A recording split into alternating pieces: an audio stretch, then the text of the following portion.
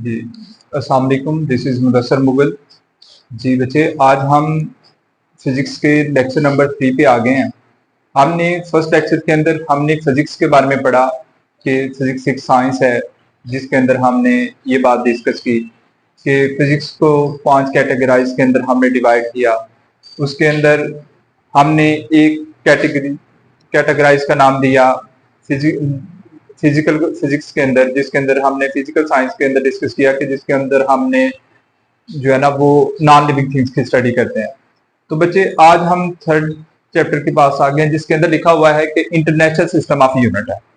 ये अगर हम फेडरल बोर्ड की बात करें तो फेडरल बोर्ड ने कई बार इसमें से क्वेश्चन लिया कि what do you know about SI unit, कि आप SI unit, SI mean system international, तो एसआई यूनिट्स के बारे में आप क्या जानते हैं।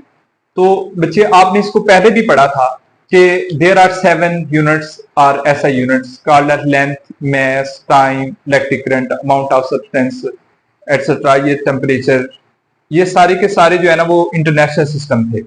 ये वो सिस्टम्स हैं जिनसे हम जनरेट करते हैं, जैसे फिजिकल क्वांटिटीज हैं। कल मैंने आपको फिजिकल क्वांटिटीज भी बताई थी और नॉन फिजिकल क्वांटिटीज भी बताई थी।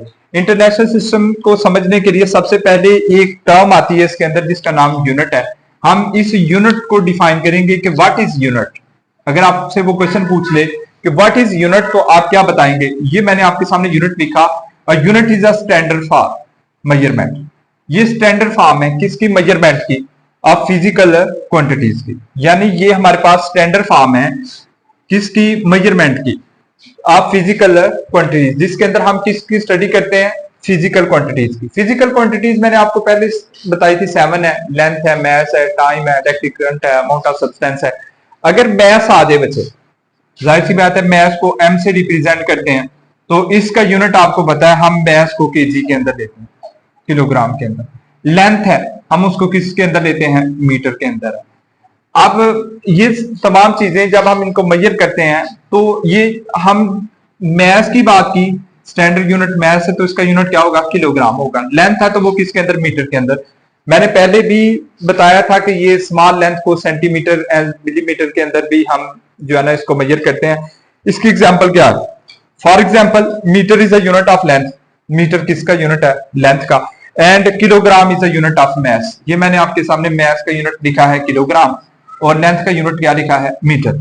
हम जब भी लेंथ को लेंगे तो मीटर्स में लेंगे बच्चों, और हम मास को लेंगे तो वो किलोग्राम में लेंगे। इसी तरह इसका सिस्टम ऑफ यूनिट्स की बात की जाए कि सिस्टम ऑफ यूनिट क्या है, यानी अभी इंटरनेशनल सिस्टम ऑफ यूनिट की तरफ नहीं आया, अभी मैं जस्ट पहले यूनिट डिफाइन किया है कि एक स्टैंडर्ड फॉर्म है मेजरमेंट की, जो फिजिकल क्वांटिटीज को मेजर के लिए यूज किया जाता है। उसके बाद मैंने आपको बताया इसकी एग्जांपल क्या है, जैसे लेंथ है तो वो मीटर्स में लेते हैं, इस तरह मास है तो हम उसको किलोग्राम के अंदर लेते हैं। इसी तरह बच्चे आ गया है system of unit. System of unit क्या है, a complete set of unit. हमारे पास एक कंप्लीट सेट ऑफ यूनिट होगा फॉर ऑल फिजिकल क्वांटिटीज, जो तमाम फिजिकल क्वांटिटीज के लिए होगा, is called system of unit. बच्चे, बुक के अंदर आपको सिर्फ एक ही डेफिनेशन मिलेगी जिसको ऐसा यूनिट्स कहते हैं।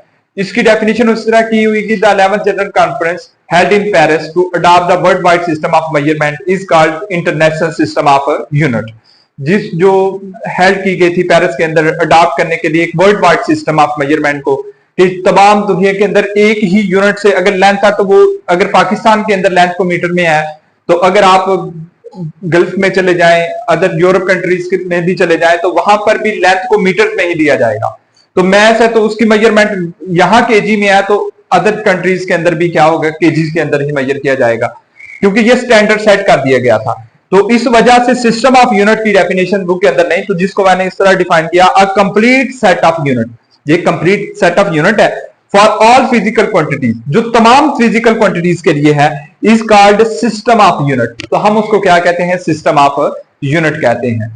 तो ये था हमारे पास यूनिट की definition, define unit, example and system of unit, जो हमने अभी इसको क्या किया, डिफाइन किया।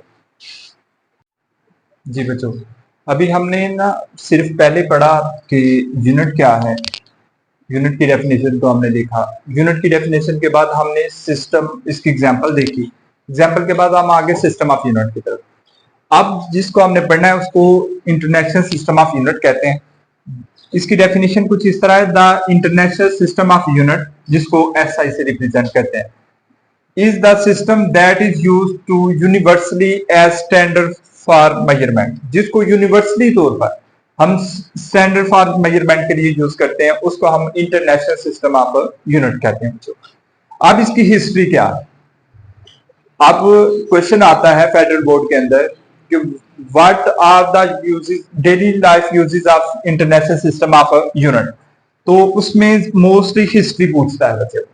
हिस्ट्री क्या है? The 11th general conference on weight and measurement held in Paris in 1960 adopt a world wide system of measurement. मैंने पहले भी आपको बताया कि तमाम वर्ल्ड वाइड सिस्टम के अंदर लेंथ को मीटर के अंदर, मैस को किलोग्राम के अंदर, टेम्परेचर को केल्विन के अंदर जब भी मेजरमेंट की गई तो इस स्टैंडर्ड यूनिट के अंदर की गई। तो उसके लिए एक कॉन्फ्रेंस हेल्ड हुई थी, 11th जनरल कॉन्फ्रेंस हेल्ड हुई थी, किसमें? पेरिस के अंदर 1916 के अंदर। ये एमसीक्यूज है बच्चों, जिसको आपने याद रखना है कि ये 1916 के अंदर कहां हुई थी? पेरिस के अंदर। या तो वो पूछ लेगा कि कौन सी जनरल कॉन्फ्रेंस हुई थी, तो ये आपने याद रखना है 11, ये एमसीक्यूज बन सकता है, या फिर वो इसकी डेट पूछ सकता है कि पेरिस के अंदर कब, किस डेट में हुई थी? 1916 के अंदर, जिसको मेजरमेंट ऑफ सिस्टम को इंटरनेशनल सिस्टम कहा गया था। जहां पर इंपॉर्टेंस इसकी बहुत इंपॉर्टेंट है बच्चों। Standard unit system is important because it help the entire world for understanding the measurement in one set of unit system, जिसको ऐसा ही कहा गया। Unit play a vital role, मैंने कहा था कि इसका इंपॉर्टेंट रोल पूछेगा, play a vital role in a scientific measurement. Research के अंदर, साइंटिफिक रिसर्च के अंदर इसका एक वाइटल रोल था जो ऐसा यूनिट ने प्ले किया। बच्चे वो पूछ ले कि what is the importance of ऐसा यूनिट, तो आपने ये आंसर करना है the standard unit system is important because it help the entire world, ये पूरे एंटायर वर्ल्ड को हेल्प करता है to understand the measurement in one set, एक सेट के अंदर वो मेजरमेंट कर सके आप यूनिट को अंदर, जिसको ऐसा यूनिट कहा गया। प्ले अ वाइटल रोल, इसने एक वाइटल रोल का इन रोल प्ले किया था इन साइंटिफिक रिसर्च के अंदर। जितनी भी साइंटिफिक रिसर्च हुई इसी सेट के अंदर हुई। ये इंपॉर्टेंस है किसकी? सिस्टम इंटरनेशनल की।